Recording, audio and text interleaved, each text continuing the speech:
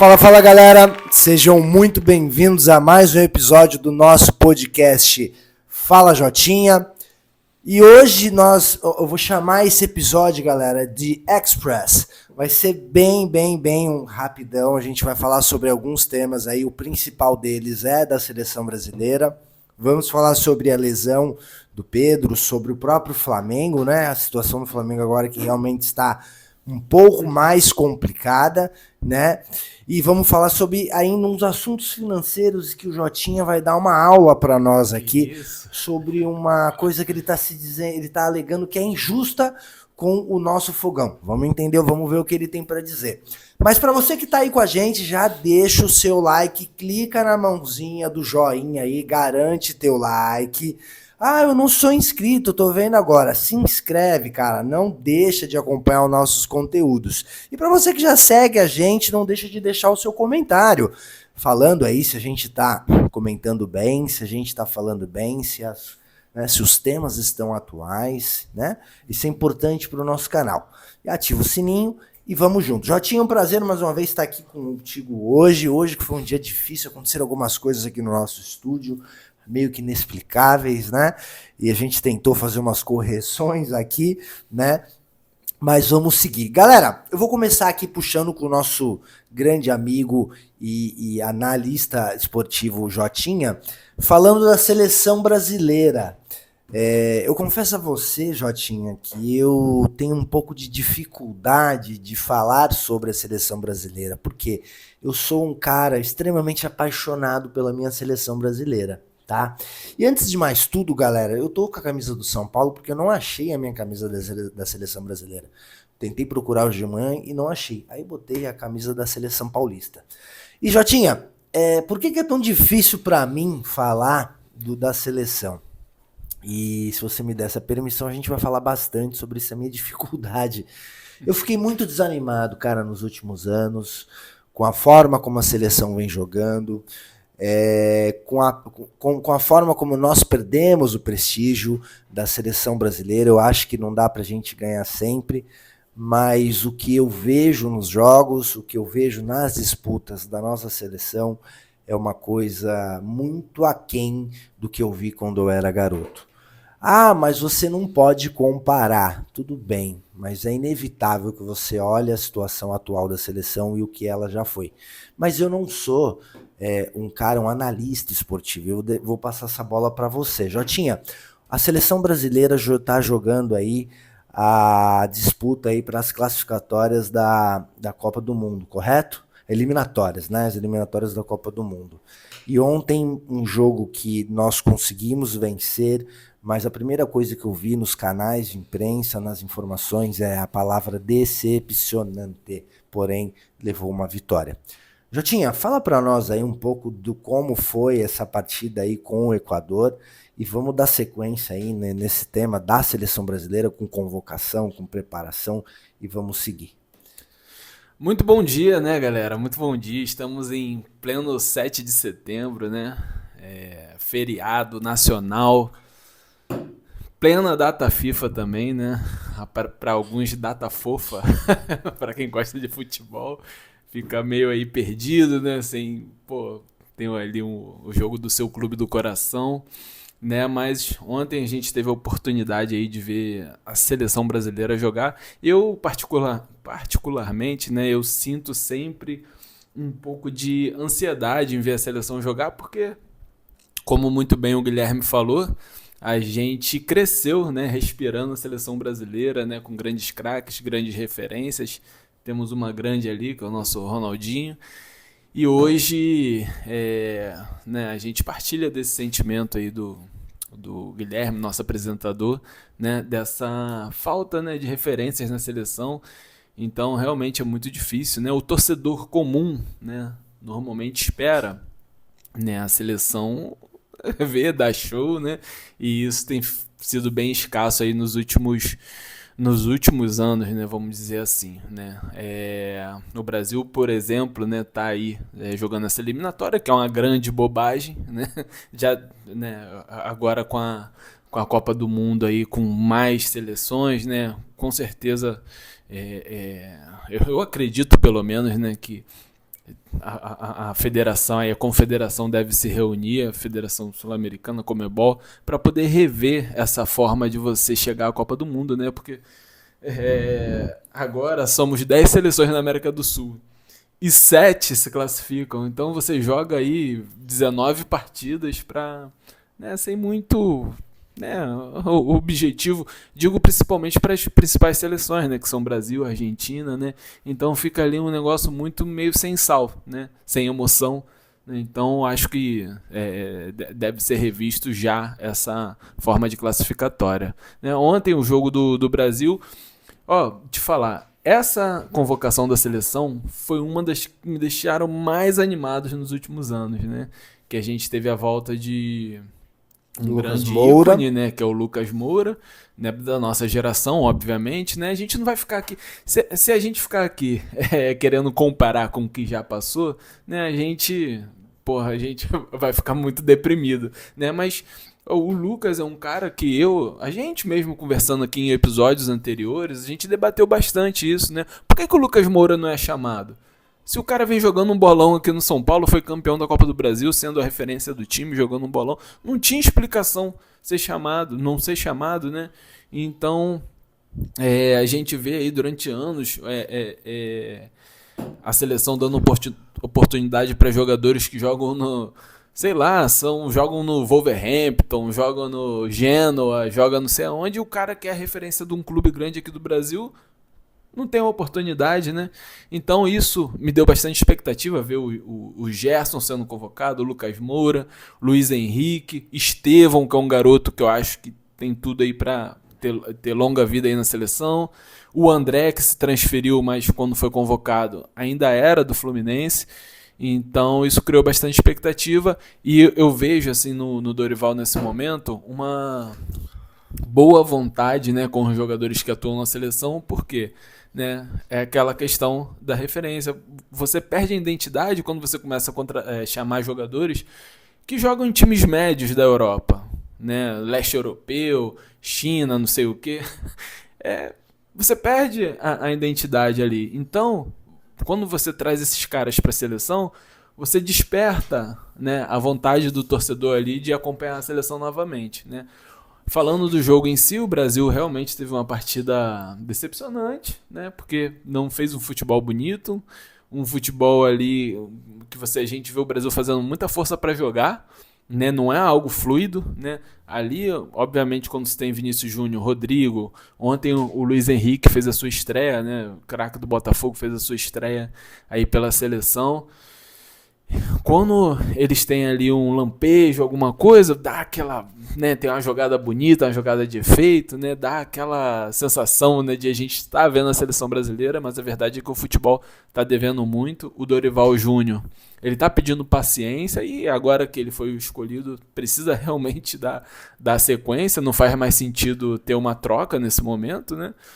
E a gente tenta olhar pelo lado do treinador, né, também, que são muito poucas oportunidades para ele poder fazer a seleção ali jogar, implementar sua filosofia de trabalho, mas a verdade absoluta é que a seleção mais uma vez jogou, ganhou com um gol do Rodrigo no chute numa bola desviada, né? É muito pouco para a seleção brasileira, que ainda sofreu contra o Equador. Jotinha, sabe o que eu reparei ontem? Que jogador que é o Luiz Henrique, hein? Também apareceu muito no jogo ontem, a galera assistiu o jogo. Jogando da mesma forma quase que ele joga ali no Botafogo. À vontade, aquela jogadinha, né, dele ali. Pela direita. Cara, baita jogador. Você acha que é um cara que pode ser realmente convocado aí para uma Copa do Mundo ou só foi mesmo para poder fazer um teste ali? Seleção é momento, né? No momento ele é um dos melhores, né, da posição dele ali. Se a gente for puxar aqui, a verdade é que o Rafinha do Barcelona, ele é o titular da posição, né? Pelo Dorival Júnior, né? Na cabeça do Dorival Júnior, o Rafinha que foi até um dos melhores jogadores do Brasil naquela campanha pífia da Copa América, né? E o Luiz Henrique, ele é um dos melhores jogadores do Brasileirão, né? Ali discutível se ele está entre os três melhores ali do Brasileirão. Então, no momento ele merece. Depende dele, né? Depende muito dele, depende das escolhas que ele vai fazer no futuro, né? Fala-se muito que ao final do Brasileiro ele pode se transferir para o Lyon, que faz parte da rede de clubes do John Textor, mas se ele continuar tendo esse protagonismo que ele está tendo no Botafogo, líder do campeonato, disputando quarta de final da Libertadores, ele tem tudo para poder seguir no grupo, né? Não sei se titular aí é outra história, mas a gente está vendo aí o surgimento também do garoto Estevão, né? Que é também um fenômeno aí, vai se transferir para o Chelsea quando completar 18 anos, né? Também vai ser uma disputa boa, né? Então, a verdade é que depende do momento, seleção é momento, né? Agora eu te pergunto, como torcedor da seleção brasileira, por que a gente entrou nessa crise toda, Jotinha? Por que a gente vive essa crise aí de talentos, de cadência da seleção, ela não ser mais tão temida? Eu não te digo que a gente pode sempre se manter como o melhor, mas a queda de rendimento foi muito grande. Né? É discrepante quando você olha. E para vocês que estão nos assistindo, tem muita gente que fala assim: não é, o ideal não é comparar, o ideal não é você. Mas como não? Para mim, é inevitável, entendeu? Você olhar como a seleção jogava, os craques que tinha para poder ter pelo menos uns 3 times ali. E hoje você tem uma dificuldade de ganhar da Venezuela, você tem uma dificuldade de ganhar do Equador, você tem uma dificuldade de jogar com qualquer outra seleção, né? O que aconteceu aí? É só um jogador? É só a comissão técnica? É a Confederação Brasileira? São os empresários? Por quê? Por quê, Jotinha? Tem de tudo um pouco, cara, aí, né? Se você tá falando na questão da comparação, se a gente puxar aqui que a gente foi campeão mundial pela última vez em 2002, cara, dessa seleção que tinha Ronaldinho, que tinha Rivaldo, que tinha o Kaká no banco, que tinha o Ricardinho, né? Que era um destaque aí na época. Dessa seleção ficou de fora nada mais, nada menos do Alex Cabeção, né? Do Djalminha. Então, esses dois com certeza seria titular da seleção hoje. Então, é realmente difícil, cara. Assim, o Brasil ele passa por uma crise de identidade, na minha opinião. Assim, muito por conta, claro, da CBF, que é uma verdadeira bagunça, né? A gente vê aí um bom exemplo aqui, tá? A gente tinha aí o Tite como nosso... Muita gente fala que o Tite foi mal, né, no período da seleção. Eu discordo, tá? Eu discordo, obviamente, que a gente queria ser campeão mundial, mas não fomos. Mas o Brasil era soberano, ao menos na América do Sul, né? A gente batia em todo mundo na América do Sul, se classificava com o pé nas costas. Hoje a gente é quarto lugar, né? Tu vê a Argentina aí, a Argentina tem 7 jogos, 18 pontos. O Brasil tem 7 jogos, 10 pontos. Quarto lugar, né? A gente está atrás de Colômbia, Uruguai e Argentina. E estamos jogando menos do que todos eles, né? E a CBF, né? Ela encerra, né? Na verdade, o ciclo do Tite, beleza? Aí concordo, não tinha mais continuidade ali, era hora de trocar. E você me vem com aquela história toda do Carlo Ancelotti, né? Treinador do Real Madrid. Né? Não, a gente está negociando aí com o Ancelotti. O que nós vamos fazer? Vamos trazer o Fernando Diniz, que joga absolutamente diferente da forma que joga o Tite, da forma que joga o Ancelotti. Beleza, vamos deixar aí o Fernando Diniz como nosso técnico interino. E assim que o Ancelotti acabar o contrato dele com o Real Madrid, ele vai chegar e vai assumir a seleção. Ótimo. Porra, deu esperança, né? Caraca, vamos trazer um treinador de ponta do futebol mundial. Só que simplesmente esqueceram de combinar com o próprio Carlo Ancelotti, né? Isso é uma verdadeira bagunça, é uma piada. Isso é uma piada. A seleção brasileira, sabe? A seleção brasileira é o maior nome do futebol mundial, sabe? Tanto que a seleção brasileira não é a seleção brasileira, é a seleção. Então, é uma piada a seleção brasileira ter que passar um papel de bobo como esse, né? Como passou perante ao mundo inteiro, né? Aí, não vem o Carlo Ancelotti, você me traz o Dorival Júnior. Cara, o Dorival Júnior tá certo, tem que aceitar o desafio, o sonho de todo treinador treinar a seleção. Mas, cara, é uma verdadeira bagunça. Que filosofia de trabalho é esse? Que você sai do Fernando Diniz, que joga de um jeito absolutamente diferente do Dorival Júnior. Então, cara, é muito disso. Aí a gente perdeu o ano todo de 2023, né? Esperando o Ancelotti, tomando pau de todo mundo. E estamos aí agora, né? Nessa seleção aí que não dá gosto nenhum de ver, né? Essa é a verdade. Agora, cara, eu posso falar uma coisa aqui muito, mas muito forte mesmo. Você me dá essa liberdade, porque assim, eu sou Eu comentarista. fico nervoso, cara, eu fico nervoso. Eu sou comentarista, cara. Mas antes, galera, da gente começar a gravar aqui, eu falei pra ele, meu, não, pra falar de seleção é complicado, porque Ele tá com medo de soltar os cachorros. não posso fazer isso. Assim, cara, o programa é teu, cara, arrebenta. mas eu sou comentarista, eu sou âncora, eu não sou o cara que... Eu não sou analista esportivo, mas aí eu falar com o coração é complicado, claro, mas vocês me dão essa liberdade, então eu vou falar. Então deu a liberdade, eu vou falar com o coração. Me segura que eu vou falar. Eu vou falar. Mas sabe o que eu vejo, Jotinha? Essa é uma observação minha, né? Eu enxergo um certo estrelismo por parte dos nossos jogadores brasileiros. É óbvio que é uma sequência de coisas, como você falou, né? Uma sequência de ações, né? De ações e não ações. Mas eu não vejo mais vontade nos nossos jogadores. Eu não vejo mais interesse em jogar pela seleção brasileira. Eu vejo empresários, né? E tá errado? Não, acho que não tá errado, né? Quem não quer ter dinheiro, quem não quer garantir-se, assegurar-se na sua vida, né? Na sua carreira, e a gente fala de dinheiro, mas eu não vejo nem poucos ali, muito poucos mesmo, jogando pela causa. E qual que é a diferença? Vamos lá, a última vez que a seleção brasileira conquistou uma Copa foi em 2002. Mas após isso, a gente teve times, elencos sensacionais que não foram campeões, mas se impunham.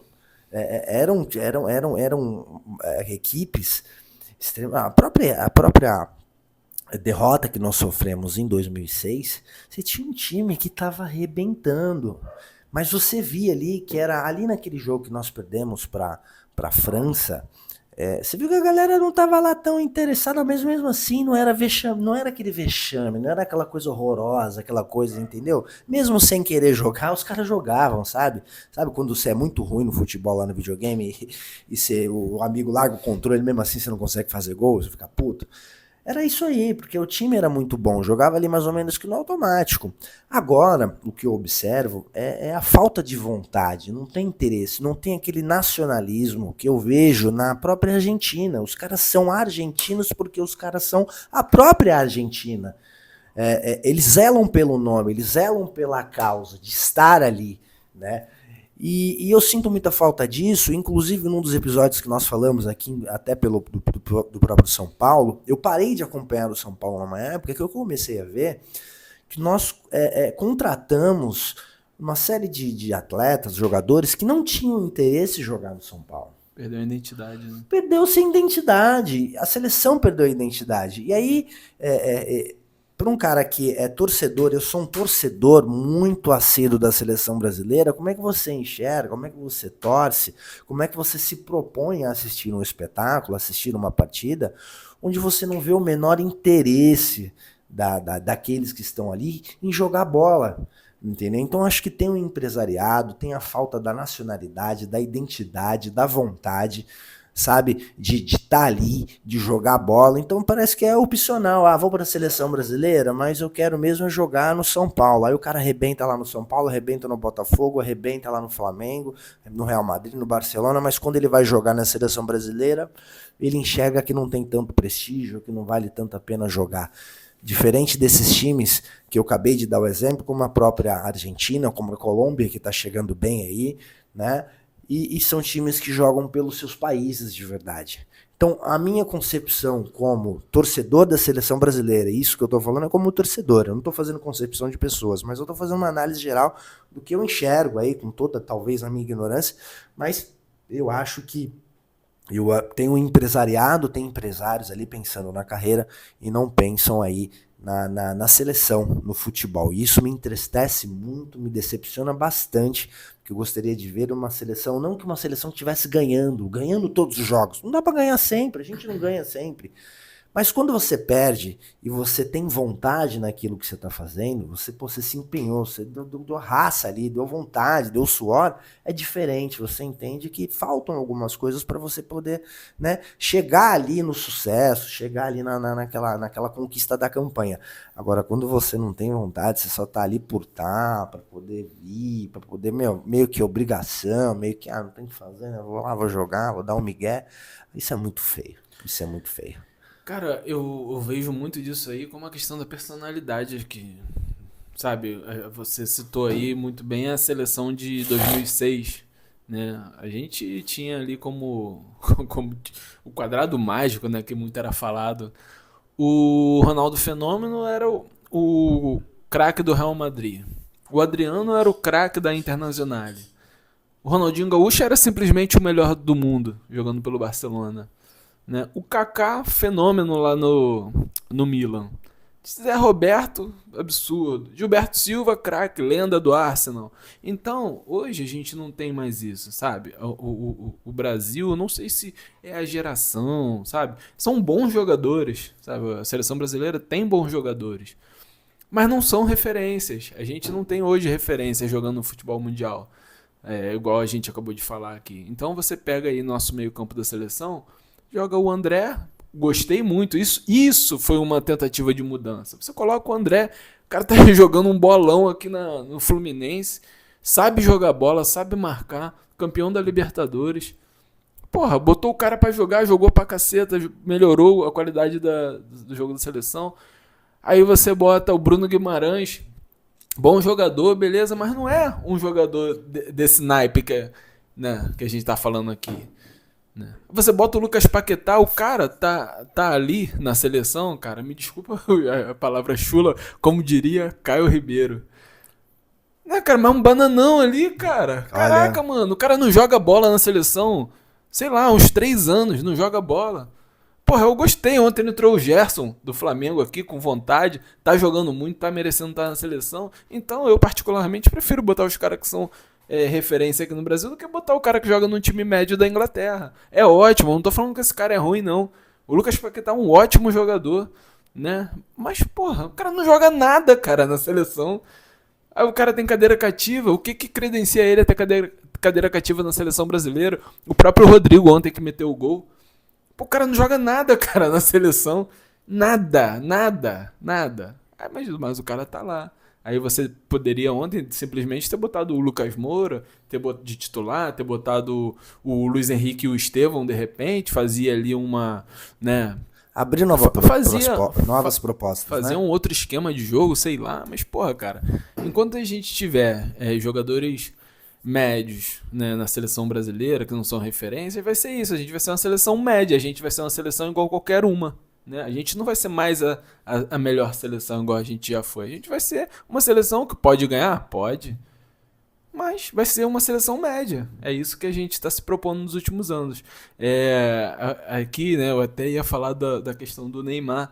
Né? O Neymar ele tá fora já há 1 ano, se lesionou até pela seleção, né, ano passado. E ele é um cara que, mal ou bem, ele traz esse protagonismo, sabe? Ele é um cara que chama a responsabilidade. A gente está vendo aí agora. Quem é que chama a responsabilidade nessa seleção? Ninguém. Né? Ninguém chama. Então, o Neymar, que é a referência dessa geração, pode e deve, quando voltar, ter o seu lugar ali de volta, voltar a chamar, porque, cara, ao menos ele ali na seleção dá aquela vontade de você assistir, que o cara, porra, faz o jogo bonito, joga, chama, tem o prazer ali de estar na seleção e tem aquela falta de... como é que a gente pode falar aqui? É vergonha na cara. O cara quando perde, joga, parte pra cima. É disso que a gente precisa, cara. Um pouco disso. A Argentina que você falou aí ficou há uns 10 anos tomando porrada de todo mundo, mas nunca perdeu a identidade. Futebol aguerrido, futebol que parte pra cima, né? Que tinha ali o Messi decidiu voltar pra seleção, vestiu a camisa, jogou, foi a referência, que era o que precisava. Talvez agora, depois do Neymar tanto tempo fora, quando ele volte, talvez consiga reerguer ali a seleção pra gente parar de ter atuações aí tão pífias, né? Mas você acha que o Neymar retorna mesmo, Jotinho? Ah, sem dúvida, esse cara. tempo Sem todo dúvida, parado? Você acha que ele ainda consegue? Sem dúvida, mano. Teria esse interesse, de repente, de voltar a jogar, de voltar a atuar pela seleção brasileira, inclusive até disputar uma Copa do Mundo? Claro que sim, eu acho que ele até atua melhor na seleção do que no próprio clube que ele joga, nos clubes que ele jogou, né? Então, ele é o cara que sempre jogou muito bem pela seleção, tá? A gente tá falando do jogador, né? O jogador Neymar, ele sempre jogou muito bem pela seleção, sempre atuou bem, então... E ele é a referência dessa geração. Então, até o próprio Luiz Henrique, quando... O Estevão, desculpa, ele deu uma entrevista quando chegou na seleção, ele estava falando sobre isso, né? Que o Neymar citou o Estevão e ele estava deslumbrado, falou, caraca, mano, quando a gente se liga que o Neymar tá me vendo jogar, então ele é a referência, então com certeza ele volta sendo o cara da seleção aí, mas assim, a gente não tá na cabeça do cara, né? Eu acho que ele vai querer, né, jogar bola, vai querer estar na próxima Copa, se as lesões pararem de atrapalhar também a carreira dele, ele tem tudo aí para ser o cara da seleção de novo. Bacana. Dando sequência aqui, Jotinha, agora vamos falar um pouquinho da nossa seleção carioca, o Flamengo, nosso Mengão.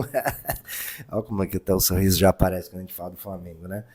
Meu brother, Cara, São Paulino, né, cara? Agora o negócio ficou feio agora, hein? O Pedro teve uma lesão grave, né? Jogando inclusive pela seleção brasileira.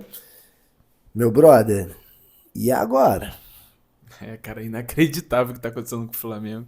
Eu vi um comentário no Instagram, cara, que eu morri de rir. O cara botou assim, né? Quando foi anunciada a lesão do Pedro. Foi a mesma do Neymar, inclusive. Deve ficar em 1 ano parado. Falou assim, caraca, se o Flamengo comprar um anão, ele cresce. Cara, porque tá uma falta de sorte aí nesses últimos tempos, né, cara? Porra, trouxe o Michael pra poder compor o elenco, se machuca. O Pulgar vai pra seleção agora também nessa própria data FIFA, se machuca de novo. Pedro, 10 meses, 11 meses fora. Cara, que loucura, mano. Loucura isso aí, cara.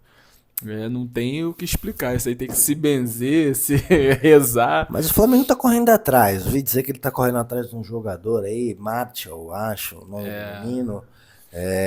Ou seja, tá se movimentando para de repente conseguir se repor. Mas você acha que consegue se repor? Você acha que agora o Flamengo é queda livre? Não, pô. O Flamengo ele quase acertou a transferência do David Washington, que joga no Chelsea, né? Tá no Chelsea, na verdade. Ele vai pro time sub-23 do Chelsea. Acredito que se o Flamengo soubesse da lesão do Pedro, teria feito mais força para ter contratado ele, né? Agora, o grande problema é o seguinte, é que o Flamengo ele precisa correr atrás de um jogador que esteja sem contrato, né? Porque encerrou a janela de transferências e agora só é possível você contratar jogador que esteja desvinculado de algum clube, né? Então, aí aparecem esses nomes aí, né? O próprio Memphis Depay, né? Que acertou com o Corinthians ontem, ele foi oferecido ao Flamengo, né? E o Flamengo não quis, tá ganhando um absurdo, a gente quer entender, né? Como é que o Corinthians vai ter grana para poder pagar esse cara, que o cara vai ganhar, ô Guilherme, nada mais do que 3 vezes do que o Gabigol ganha. Cara, que loucura isso aí. Mas, então o Flamengo vai ter que correr atrás de um jogador. Tu falou do Antônio Martial, que jogava no Manchester, né? A gente não sabe, agora a gente tá vendo muitos jogadores aí do futebol europeu, né, sendo especulado nos clubes brasileiros. É uma saída, é um grande jogador, né, mas vamos ver se traz aí. Mas eu não concilio a lesão do Pedro a uma queda do Flamengo, tá? O Flamengo, ele tem um grande time, né? Obviamente que perder o Pedro, que é o melhor atacante do futebol brasileiro, vai fazer uma diferença nas grandes disputas, mas a gente não pode pensar que isso vai ser o fator crucial aí para o Flamengo ter uma derrocada na temporada. Você acha que agora também é o momento do Gabigol, de repente, reatar as pazes ali com o Flamengo? Por quê? Ele seria um possível substituto, né? É o cara que estaria ali para poder somar, para poder, né, levantar o Flamengo. Mas com essa crise toda, né, que a gente vem falando, Não sei. Mas o que você acha? Seria o momento dele de reatar, de retornar para o Flamengo? Ou talvez mesmo que já tenha definido que sai, mas pelo menos fazer o nome dele e falar, não, saio, mas saio mostrando o meu valor. A lesão do Pedro é uma oportunidade de ouro pra ele. Oportunidade de ouro, mas, cara, sinceramente, pelo que eu vejo do Gabigol em campo, não acredito nisso não. O próprio Flamengo não acredita nele, né? Já que tá no mercado procurando um substituto, né? Você tem ali o Carlinhos, que é o reserva imediato no momento, já que o Gabigol vem se recuperando de lesão. O Carlinhos também é um jogador ali útil e tal, mas não é jogador pro Flamengo, né? O Carlinhos, ele não é um jogador ali pro Flamengo, ele teve oportunidade também, não aproveitou as oportunidades que teve, né? Então o próprio Flamengo não confia, cara, no Gabigol. O Gabigol, a gente não vai falar da vida do pessoal do cara, que o cara faz o que quiser, né? Sim, sim. Mas, porra, o Gabigol tá machucado, tá dando festa, tá não sei o que, cara. Assim, isso pra mim mostra o quê? Mostra que ele não tá focado na recuperação dele, na recuperação do futebol dele. Ele idolatrado merecidamente pela torcida do Flamengo, mas ele é um cara que eu acho que nem o torcedor do Flamengo acredita que ele possa ter essa reviravolta aí. Eu fico preocupado, né? E até porque o Flamengo ele tá disputando praticamente tudo ali, né? E exige muito do elenco, exige muito da equipe e ele não vai ter isso, né? Ele vai agora, né? E o Tite já no início da campanha, já no início do ano, já vinha falando um pouco disso. Parece que ele atraiu isso, né? Falou, o negócio aconteceu, né? Que ele vinha falando de elenco, que estava preocupado. E ou ele previu ou ele chamou, né? De tanto falar, aconteceu. Então, fica aí, pelo menos particularmente, a minha preocupação com agora os resultados que o Flamengo vai conseguir entregar com toda essa dificuldade. Mas vai ser bacana, né? Vai ser interessante, tem várias oportunidades, né? Não há nada de ruim que não possa talvez trazer algumas outras opções, vai muito daquilo que a gente pensa para poder resolver. Vamos ver o que sai. Pulando de tema agora, eu queria que você me explicasse, Jotinha, que eu não entendi, eu ouvi falar muito sobre isso, eu não entendi legal, sobre o fair play financeiro, cara. O que tá rolando aí nas entrelinhas? O que a galera tá fazendo? O que isso significa? O que isso ajuda e prejudica? Os clubes se reuniram aí na última semana para poder começar a discutir essa ferramenta, né, a implementação dessa ferramenta que é o fair play financeiro no futebol brasileiro, né? É uma grande de uma bobagem, né, cara? Isso aí realmente para mim é uma grande bobagem. Eu acho que limita não só aqui as SAFs, né, que entraram no futebol brasileiro, como os outros clubes também, cara. E assim, no Brasil, cara, olha só, o Brasil, o futebol brasileiro, ele tem eu acho que naturalmente ele vai ter um limite ali de crescimento. Acho que o clube só pode atingir a gente vê o Flamengo. O Flamengo, porra, né, montou vários grandes times aí nos últimos anos, mas ele chega num patamar que não tem mais pra onde ir. O futebol brasileiro não consegue disputar aí com as grandes ligas do futebol europeu. A gente vê o que acontece quando o brasileiro chega na final contra um clube europeu, né? Então, cara, pra mim isso é uma grande besteira, assim, muito impactada aí pelos últimos investimentos feitos pelo Botafogo, né? O Botafogo fez uma janela histórica aí nesse meio de ano, né? Trazendo grandes jogadores, né? E isso tem incomodado, né? De uma hora para outra, o Textor, né? O John Textor virou um grande vilão no futebol brasileiro, né? Então, o próprio Rodolfo Landim, presidente do Flamengo, perdeu para o Botafogo aqui no Engenhão, aí ele saiu falando, tempos de SAF, né? Enquanto não tiver fair play financeiro, vai ser isso aí, porra. E aí, onde é que tá a justiça nisso? Isso é uma grande bobagem, cara. Onde é que tá a justiça nisso? Enquanto que o Flamengo, há anos, recebe de pay-per-view 180 milhões e o Botafogo recebe 9. Onde é que tá a paridade financeira nisso? Onde é que tá a justiça no futebol brasileiro? Né? Então, agora que, né, tá surgindo um novo player, né, que tá disputando aí, tá ganhando aí a mídia, tá liderando o Campeonato Brasileiro, tá desbancando aí alguns outros. E não ganhou nada ainda, cara. O time que não ganhou nada ainda e já tá causando isso, né? Então, é uma grande bobagem, né? Inexplicavelmente não convidaram o Botafogo para participar da reunião, né? Então isso sugere o quê? Sugere que o Botafogo é o vilão, né? Da parada toda. Então é uma grande bobagem, cara. Enquanto que o futebol brasileiro tiver essas coisas, né, cara, essas pinimas aí, sabe? Enquanto o futebol não for um bloco sólido ali, os clubes, né? É tudo muito bonito, né? Falar, né? Os clubes unidos para tornar a liga mais forte, mas, cara, é isso que precisa, né? Enquanto não houver isso, vai ser isso aí, um futebol desorganizado, né? Eu acho que até futuramente a gente pode ter um papo mais aprofundado disso, né? Em relação não só ao fair play financeiro, que vai ter novidade no futuro sobre isso aí, com certeza, pelo que está acontecendo, mas sobre o próprio direito de imagem, cara. Né? Eu falei aqui 180 milhões para 9 milhões, tu acha isso justo? Não. Lógico que não é justo, né? Então, a gente viu aí o próprio... como está sendo negociado os direitos de TV, né? São 2 blocos. Como é que um futebol, né, brasileiro vai ser aí valoroso, né, para os investidores, se os próprios clubes já estão vendendo de forma fatiada, 2 blocos, 9 clubes num, 11 no outro, e aí? Isso é atrativo como? Né? Como é que isso pode ser atrativo se você está fatiando ali o seu maior patrimônio ali, que são os clubes, né? Então, fica muito difícil, cara, a gente pensar, a gente está vendo aí, né, o movimento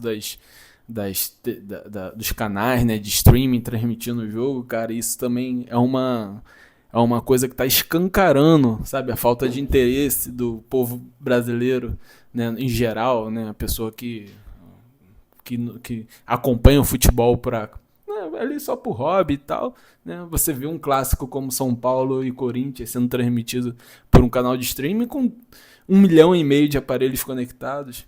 É bom pro canal, é ótimo.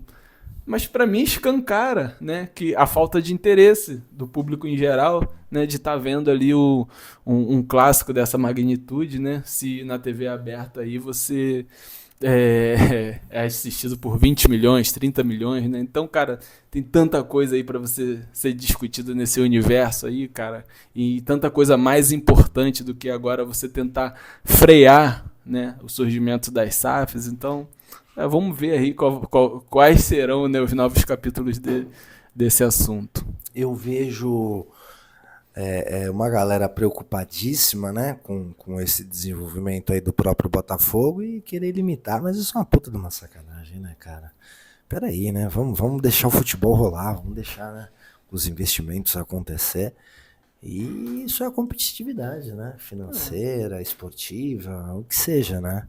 Mais bacana. Eu posso só te dizer uma coisa aqui, cara. É bem capaz que se houver esse fair play financeiro, né, e limitar, né, a capacidade de investimento, não só do Botafogo, mas a gente está falando de Botafogo, está falando de Bahia, o Vasco era SAF até, ainda né, legalmente, mas então a gente está falando de outros clubes, não só do Botafogo, a gente puxou aqui o Botafogo, mas não só do Botafogo, mas é bem capaz de que se houver, né, o fair play financeiro, o Botafogo continue sendo aí esse time tão bem aí planejado, que tem desde 2022 feito contratações excelentes, mesmo com pouco dinheiro. Se você for pegar aí, né, a estrutura ali do Botafogo ali, cara, são jogadores que qualquer um poderia ter contratado. O Igor Jesus foi de graça, que é o destaque do Botafogo aí. Alan, de graça. Marlon Freitas estava no Atlético Goianiense, de graça, qualquer um poderia ter contratado. Cuiabano, destaque, lateral esquerda, estava encostado no Grêmio, qualquer um poderia ter contratado. Alex Telles chegou agora, jogou a Copa do Mundo, sem clube, poderia ter contratado. Por que ninguém contrata? É o fair play financeiro? Né? É o fair play financeiro que não deixa o outro contratar, e a gente vê o Corinthians trazendo um jogador holandês aí que não tem nem como pagar. E aí? Né? Então, vamos ver o que vai acontecer, né? Galera, a gente vai chegando ao fim do nosso episódio de hoje. Agradeço aí a presença de vocês. Mais uma vez, não deixem de curtir, de compartilhar, de deixar o seu comentário, tá? E um beijaço no coração de vocês e a gente se vê. Valeu, galera. Obrigado por estar acompanhando aí esse Jotinha quase express, né? Valeu, até a próxima. Tamo junto.